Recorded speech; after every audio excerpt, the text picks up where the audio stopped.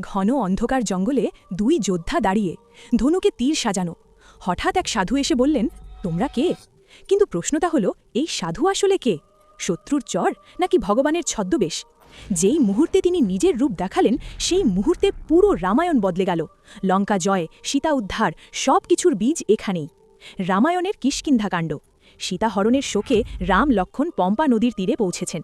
ঋষ্যমুখ পর্বতে লুকিয়ে আছেন বানররাজ সুগ্রীব। দূর থেকে দুই অপরিচিত যোদ্ধাকে দেখে তার বুক কেঁপে উঠল। বালির ঘাতক নয় তো? তিনি হনুমানকে পাঠালেন, ছদ্মবেশে গিয়ে পরিচয় জেনে এসো। হনুমান তপস্বীর বেশে এলেন। মধুর কণ্ঠে জিজ্ঞাসা করলেন, হে মহাত্মা, এই দুর্গম বনে কেন?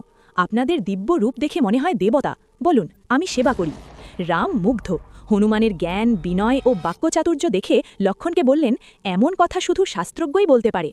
রাম নিজের কাহিনী বললেন, অযোধ্যা, বনবাস, সীতাহরণ। হনুমানের হৃদয়ে বিদ্যুৎ খেলে গেল, চোখে জল। তিনি বুঝলেন এরাই তার প্রভু। হঠাৎ ছদ্মবেশ ফেলে দিলেন, বানর রূপে রামের পায়ে লুটিয়ে পড়লেন। প্রভু, আমি পবনপুত্র হনুমান, আজ থেকে আমার জীবন আপনার। তারপর এক অবিশ্বাস্য কাণ্ড। হনুমান রাম লক্ষ্মণকে কাঁধে তুলে এক লাফে পর্বতচূড়ায় সুগ্রীবের কাছে নিয়ে গেলেন। এই এক সাক্ষাৎই জন্ম দিল অমর ভক্তির।